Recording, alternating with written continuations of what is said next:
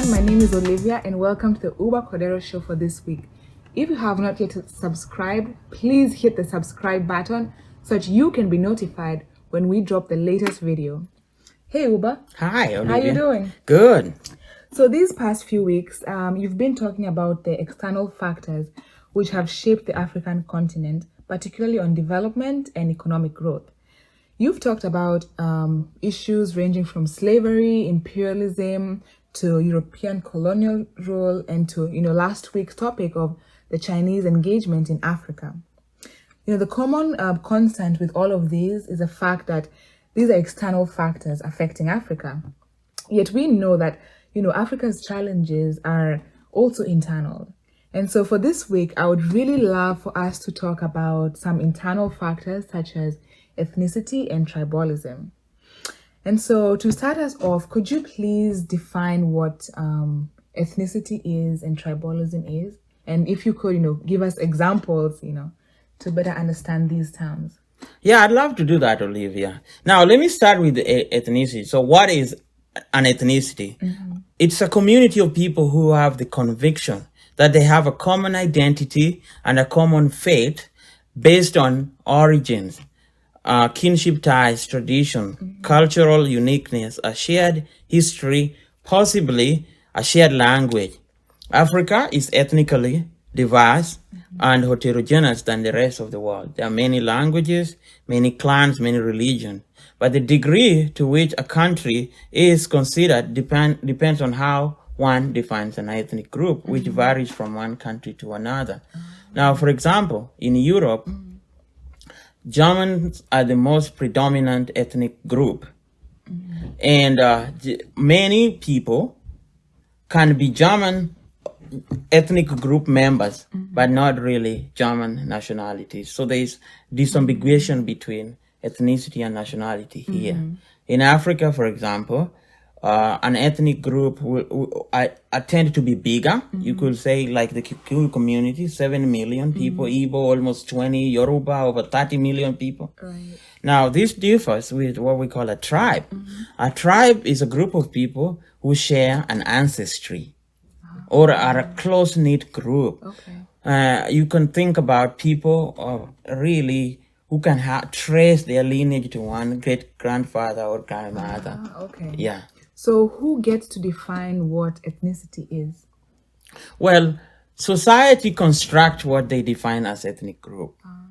Okay. And people have a sense of belonging mm-hmm. On a certain values that they subscribe to, experiences that define it. So in the United States, being an African American, mm-hmm. as much as it's a race, is also an ethnic identity.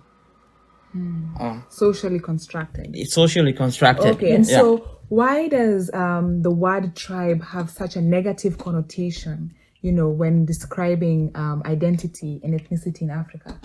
Yes, because it is a negative word. It reduces mm-hmm. this idea. It's a function of European gaze that when Africa's contact with the European, especially in the later ages of the industrial age, as we have talked about in this video, check mm-hmm. out that video if you haven't. And so there's this idea that the Europeans coming from an industrial space see everything that is outside that industrial space as less than. It's tribal. So the dances, the exotic dances, the clothing these people wear, and the languages they speak are not even classified as languages. So this is why the word tribe should be expunged from public use. I think it's a very negative, highly it diminishes the value of the African identity. Yeah. And so what are some of the modes that we can use to better understand ethnicity, especially in politics in Africa? Oh, yeah, good. I'd love to talk about this a little more. And I have 3 classifications, which I borrow from some scholars here, Kevin Dunn, Alex Thompson, and a bunch of other people who have done works on this. And you can think about ethnicity as primordial. Mm-hmm. That means as innate to man. Mm-hmm. You are born, a baby is born, and immediately acquires an ethnic identity. So if you think about it in this way, that it's man is naturally subscribing to an identity, then it becomes permanent and ahistorical. It's a rigid feature of society, and it drives people to certain actions to the defense of this ethnic group. Now, in Africa, thinking about Rwanda gives us a clear picture of this. The Hutu headliners, extremists, thought about their Hutu identity as a driving force. They were born to defend the nation of Rwanda, and they saw Tutsis as outsiders. Some Tutsis also had this same feeling. And that's why that conflict wasn't resolved amicably. Yeah, viewing the other. Yeah, but second part you could describe ethnicity is through a constructivist lens, which I take that ethnic identities are malleable and are outcomes of some other factors, experiences that are shared. They are functions of the environment. They are always inclusive and receptive to newcomers. And political salience of ethnic identities are, vessels that could be used for political gains, but they're not fixed. And here we use colonialism as an experience that one defined these ethnic identities as crystal clear. So by creation of the Bible, which standardized languages, you wrote this big document which everybody reads, and then they speak that way, they write that way, they listen to a specific radio. It forms it.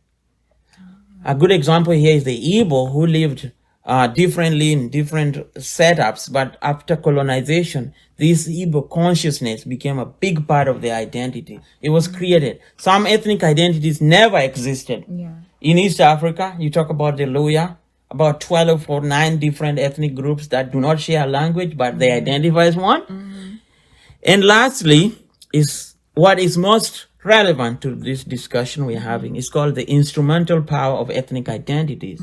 How these ethnic identities are then used for political gain by specific political elites, convincing that people's welfare are connected at the hip by their ethnic identity. So then you can mobilize people based on their ethnic identity that they subscribe to, regardless of underlying class issues. So let's talk about the Igbo in Nigeria, living in northern Nigeria, which is a Muslim state.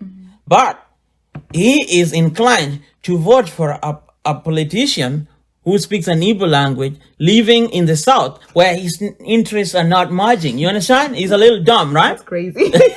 So here you have to think about ethnicity as instrumental to political organization and how they are used and employed by political elites. So could you tell us how it became so permanent, especially as a feature in African politics? Now you're taking me back to history. And for the sake of this audience, let's go back a little bit. All right?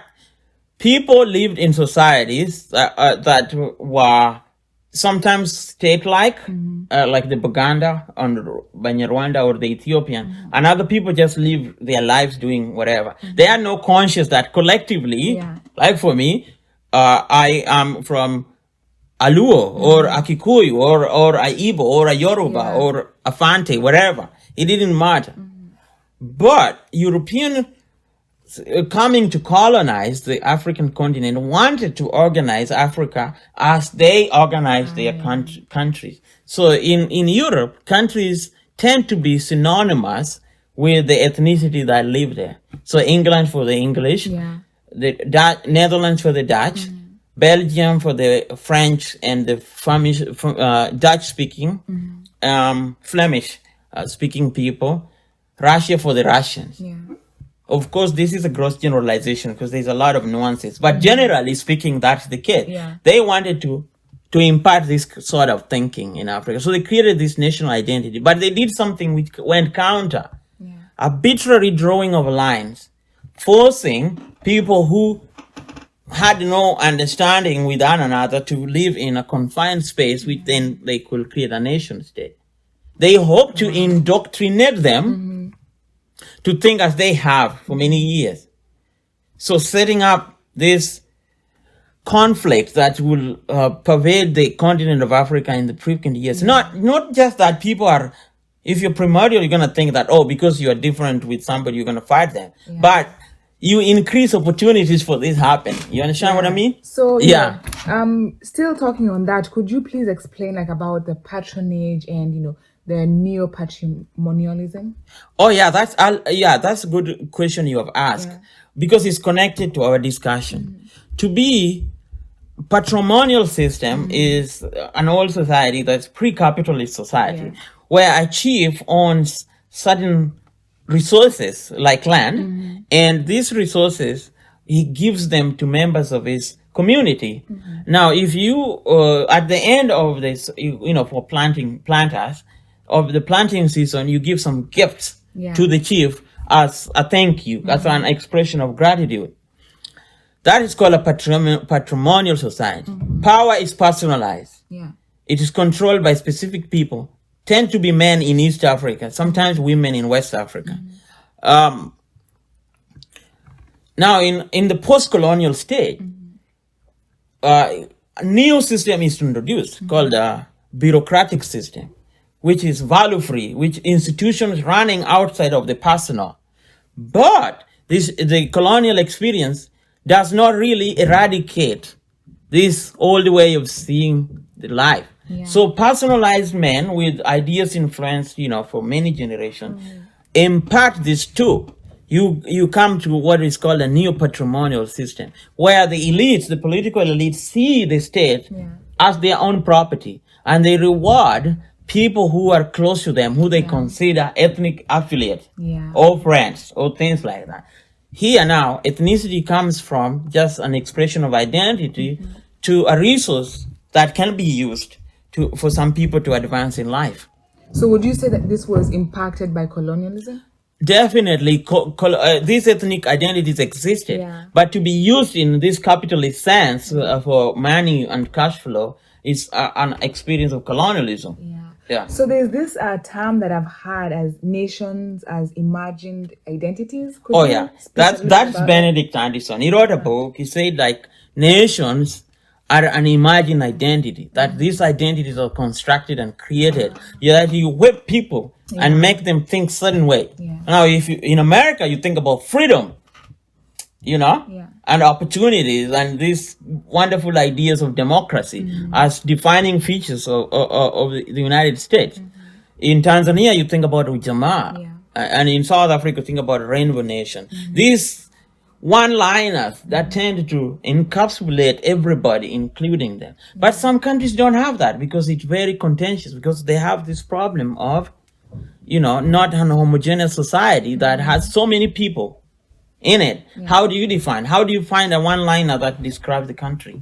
Wow. I always thought as tribe, as part of my identity. So do you think it's a term, tribalism is a term used to control the masses? Oh yeah, it is useful by the political elite, but I don't think it is wrong. Your pride, as a person, and the shared experience, the history, and the conviction that you have that made you who you are is beautiful. It is only ugly when it is used for the purposes of hurting other people, institutionally or personally. I think this is a really important topic, that everybody should be enlightened on the difference between tribe and ethnicity. And so what are some of the key points that you want your viewers to take home today? I would like my viewers to challenge the political leaders and to challenge their mindset about what they think about identities. Personally, they should understand that identity is fluid and changes from one station to another. Right? You and I could identify as Kenyan. In another situation, we could identify as East African. In a majority Western space, we will identify as Black. You understand? So every ladder, there is an identity. So at what point do you say stop it? So it's a useless thing to think about as to define how you live. Your politics is wrong. Well, there you have it. Food for thought. Subscribe. We'll see you on the next video.